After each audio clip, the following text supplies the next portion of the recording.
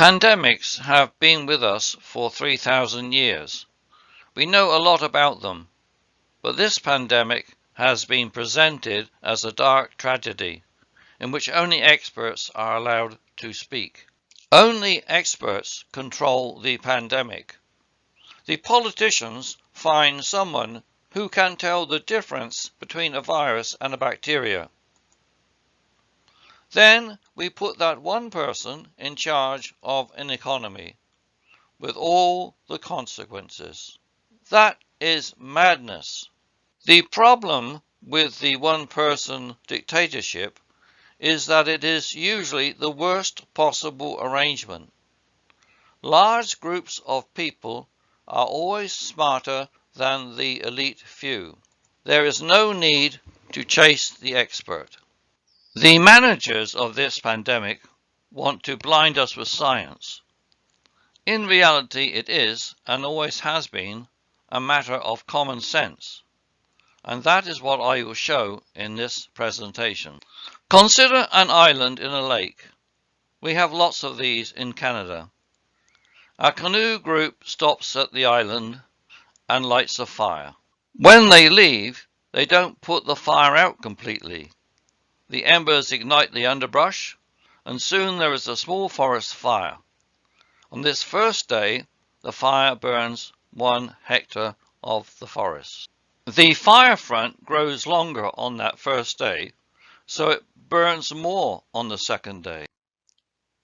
In fact, it burns 2 hectares of forest which have gone up in smoke. The fire front increases again. So on the third day, it burns 4 hectares of forest. Now the fire has reached the widest part of the island with plenty of trees. So on this fourth day, it burns an extra 7 hectares of forest. So now we have lost a total of 7 plus 4 plus 2 plus 1, which is 14 hectares of forest. On the next day, it is still at the widest part, so it burns a further 7 hectares, and so on until it reaches the end. I am going to use these numbers 1, 2, 4, 7, 7, 4, 2, 1 to explain how a forest fire grows and also how a virus grows. So here they are. The areas burnt on successive days arranged in a bar graph. But we also need to know the total amount that has burnt by a given date. I will build up this total bit by bit. So on the second day, we have the 1 hectare from the first day and 2 from the second day, which makes a total of 3 hectares burnt by the end of the second day. Let's carry on. On the third day, I move over the 4 hectare per day block. So now on the end of the third day, we have burnt 4 plus 2 plus 1, which is 7 hectares of forest. And moving ahead a further day, we add another 7 hectares. So now we have 14 hectares burnt by the end of the 4th day. So here we have the final result. The hectares per day on the left and the total hectares burnt, which is 28, on the right. So this is the shapes we get for the hectares per day and the total hectares burnt, which is 28. Now the shape on the left is the well-known bell curve, and the shape on the right is an S shape, a sigmoid curve, which we don't see so often. But they are both important to this discussion. So these are the mathematical functions, the Gaussian function at the bottom and the logistics function at the top. And they are important, but not to us, because they are only for a very theoretical situation when all the elements are the same. And we see that when we are growing cells in a petri dish, and we see it with physics particles. But trees are not identical, nor are people. there are aspens, oaks, firs, and so on, which have a different reaction to fire. And there are old people, young people, sick people, and healthy people. They react differently to pathogens, as we have seen. Now, a few years ago, there was a westerly gale that uprooted the trees on the western tip of the island. Now, this is a pocket of dead timber, and fires will go very quickly through this part of the forest, and then they will meet the fresh green trees and slow down. And the virus did the same thing in the resident's home. Now, this is that first wave going through Sweden, where there were no harsh rules of any kind. This is the graph for the first wave, and notice the steep rise in deaths per day at the start. This was when the people with serious health issues died, and after that the numbers decreased until they reached a very low plateau in the summer. And the bottom graph, the orange graph, shows the same thing. First, there is a quick increase in the total number of people who have died, and then it flattens out. Now, this is the situation in particular from March the 15th, when the virus started, to July the 31st, when in Sweden it was virtually over for the remainder of the summer. There is our theoretical curve, and you can see that the curve for Sweden is the same sort of curve, but pushed over to the left. It is called a skew curve. Now, the people in the orange area have died prematurely, and where did they come from? They came from the green area. So this is really only substitute deaths that we see with COVID. In particular, the people who normally would have died from influenza in Canada have now died of COVID, and perhaps 2 or 3 months earlier. The green area and the yellow area are about the same, which shows that we do not get an increase in deaths overall, but we just move them from one place to another. It is a kind of substitute death. Now, if we look at the theoretical curves again, the top one is showing a red curve where we would expect it to be, and if we do indeed push the top across to the left, we get the skewed normal distribution, and it fits the curve pretty well.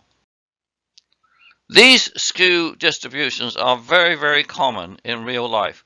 Here is one of the age at death of Australian males, and as you can see, it's pushed over to the right, and that is because most people die between the ages of 60 and 100.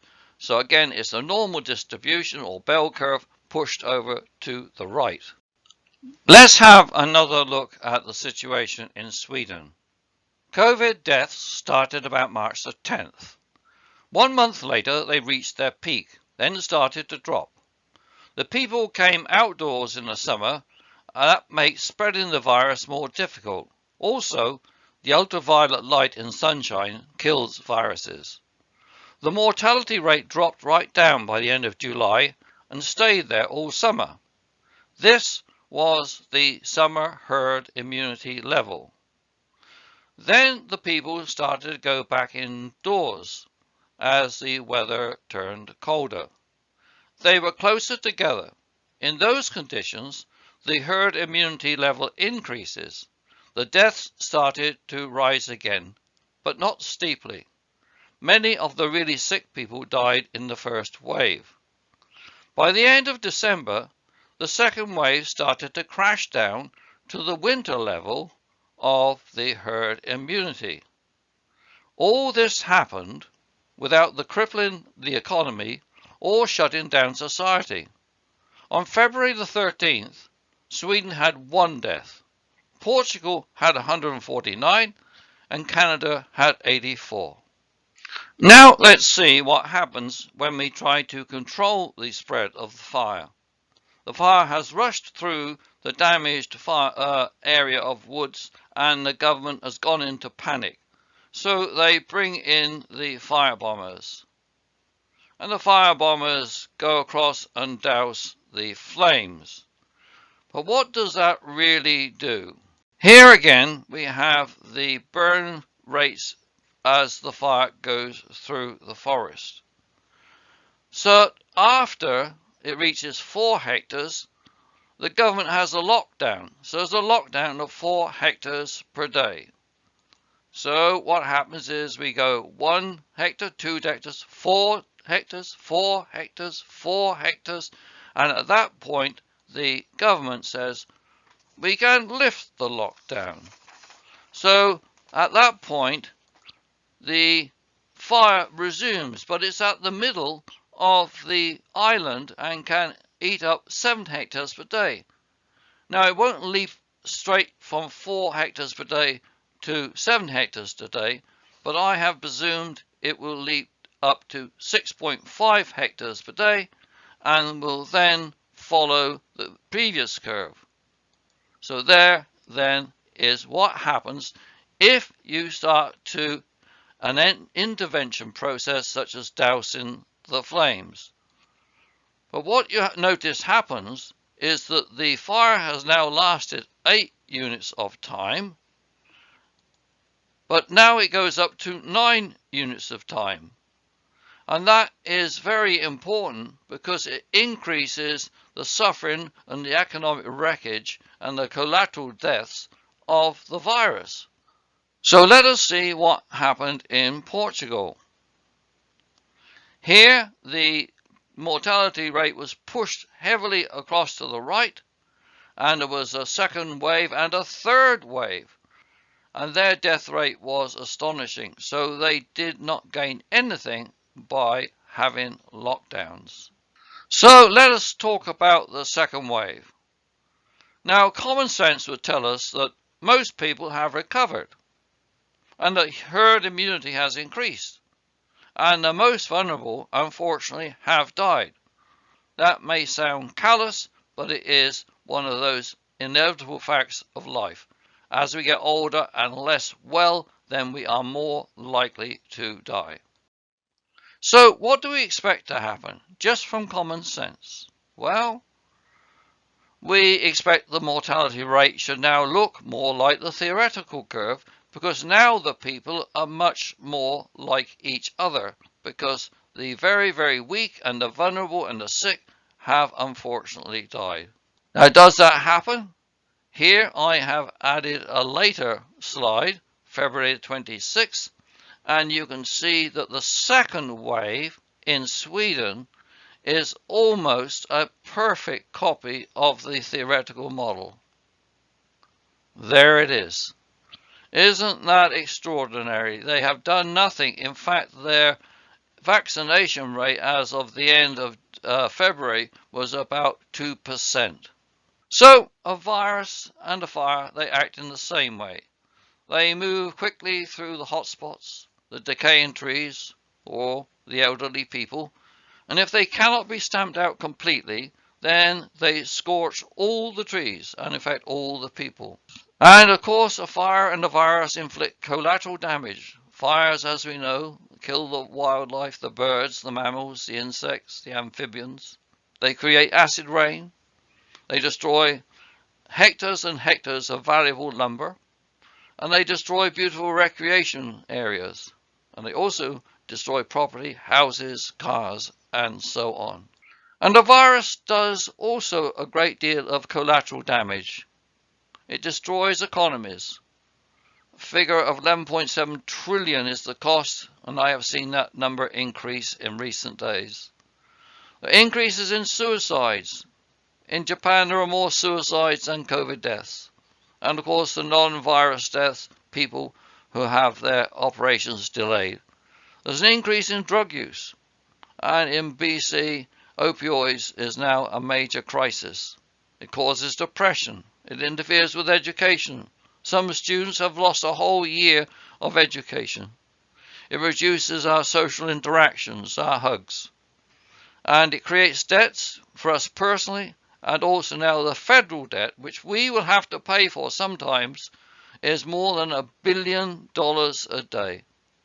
And unfortunately, there is an increase in crime and family violence. That is what happens when we have a badly managed pandemic. And believe it or not, it does one more thing. It makes the rich even richer. The multi-billionaires have seen their wealth increase by 40% as a direct result of the pandemic. So the lockdown measures have had little effect on the spread of the virus, but the lockdowns destroyed the global economy, wasted lives, and caused immeasurable hardship for nothing. And the question now becomes that Sweden was so vilified at the beginning because it chose to treat the sick and let the virus run its course without destroying the economy, and they have succeeded and the rest of the world has failed.